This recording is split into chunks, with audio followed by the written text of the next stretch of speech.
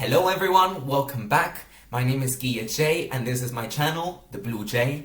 And before actually diving into today's content, I would like to dedicate this video to a very special YouTuber. Her channel is called Vallestad Books. If you haven't checked her out yet, you should. She produces some brilliant Malazan content. She's right now in Gardens of the Moon reviewing every chapter, and I think her content is just outstanding, really astounding.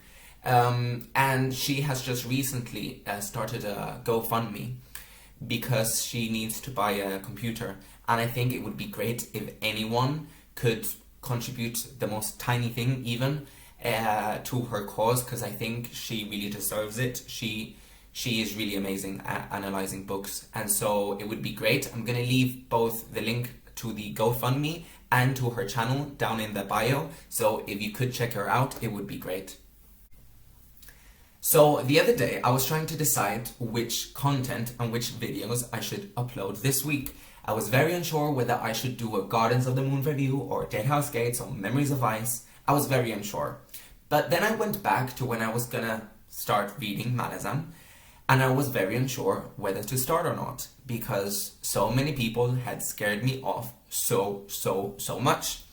And I thought it would be a great idea if I would upload a video, a 10 reason why you should read Malazan and why I think it's the best epic fantasy series ever created.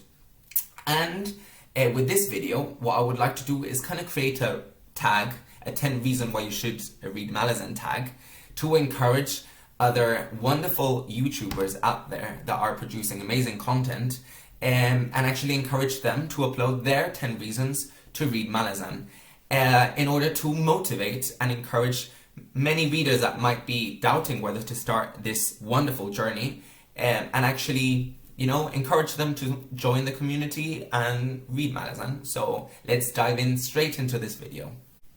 And actually, coming up with my 10 reasons of why anyone should read Malazan was so difficult, because if you ask me, I would probably give you 100 or 1,000 reasons why you should read Malazan.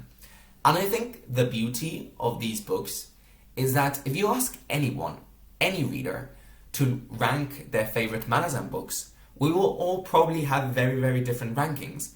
The same with if you ask anyone about their favorite characters. Same with the races or the continents. We would all probably have very different characters. And so these reasons are my reasons. Take them with a grain of salt, because we all appreciate very different things of this series. But there are so many aspects to touch upon that I think any reason is a valid reason to appreciate this world. So let's go. And so my first reason has to be the layers upon layers of world building. And I think this is one of the reasons why so many people appreciate Erikson as a writer so much. As many of you know, Erikson is an archaeologist, and you can really tell with Malazan, because this world just feels so old. It feels part of our past. And when I'm reading normally other fantasy series, I love the worlds created. I think the worlds that have been created are really cool. But to me, they don't feel real. They feel part of, you know, fantasy. With Malazan, it just feels ingrained in human history, and it makes you pay attention to every detail that is out there, and it just makes you so invested into the story.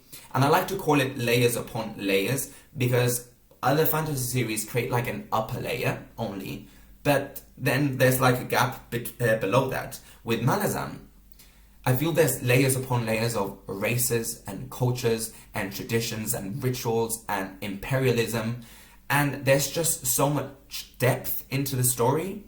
I mean, the beautiful geography that we get to visit, for example, the seas, the mountains, the deserts, the jungles, the warrens, you know, the races that we get to know, they just feel like they have a backstory to them, all of them.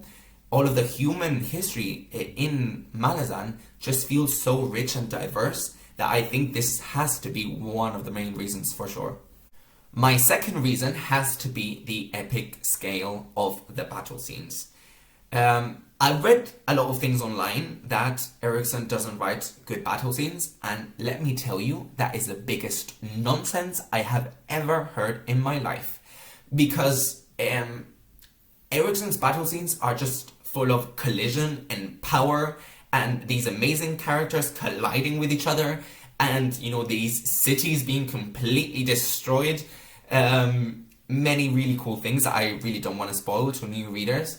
But what I really appreciate about Eriksson's battle scenes is that we might start the chapter from one point of view, and then that same point of view would shift to another one, and then the paragraphs would get shorter and shorter and shorter between each point of view, and it just gives you such a good picture of that same battle, because all of those points of view would be telling the story from their own perspective of that same battle, and it gives you such a good vision. I mean, it gives you a lot of confusion and disorientation, and you don't know what to think at all, but it just gives you such a good depth and understanding of that battle scene, and it just makes it so grandiose and so intense that, you know, it grabs you from the very beginning. So that has to be one of the main reasons for sure.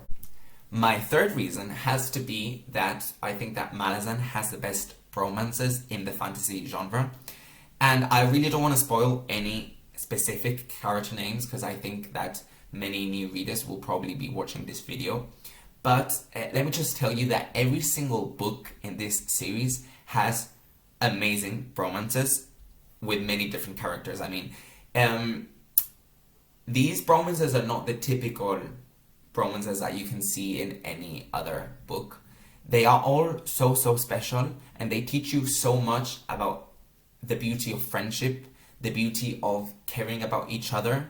Even though this whole world is full of tragedy and misery, and you know, it's a bit grimdark, these friendships just teach you so much about the bonds of staying with each other, the bonds of actually caring and sacrificing everything for each other, that it just makes these, you know, relationships and these bonds really special, and it's one of the reasons why I am deeply in love with Malazan, I have to say. My fourth reason is the dynamics of power. In many fantasy series, you have these characters who are from the very beginning in a position of power. Or you have these characters who find a special sword or a special object and they gain power that way. Or these heroes who come from nothing and then somehow become powerful throughout, you know, the development of the whole book. But with Malazan, what I love is that any character at any point in time in this series unexpectedly can gain power and shift all of the dynamics of the whole series somehow. And it doesn't matter if the character is a villager or a god or an ascendant or a citizen from a city or somehow someone just like wandering around the desert. It just doesn't matter, because anyone at any point in time can have huge, tremendous implications on the rest of the series. And that is what I love the most about this series, because anything can happen in any moment. There is that element of tension throughout the whole book, because you never know what's going to happen in the next page. So the dynamics of power, I think, are really well orchestrated, I think. My fifth reason is the breaks of humor. And I think this is really important, because while Malazan is a world that is full of tragedy and misery and grief and tension, and it's really an emotional roller coaster, because you're going through so much in every book. But something that I really appreciate is that from time to time we have these moments of magnificent humor with some really cool characters. And so I think those moments are needed, because those moments kind of makes you relax and take in everything that you're going through in all of the books. And those moments of humor have given me so much relief and so much enjoyment. And looking back, it makes you appreciate how varied the whole prose and the whole storytelling can be, because in one page you can be suffering through so much with some characters, while in the next page you can, you know, laugh a bit, and that's something that I really appreciate, really. My sixth reason is the mystery of magic. Although I enjoy reading fantasy myself, I'm not a huge fan of magic. And that is mostly because in many fantasy series you have this really well defined and really well explained magical elements that are, explained throughout the series.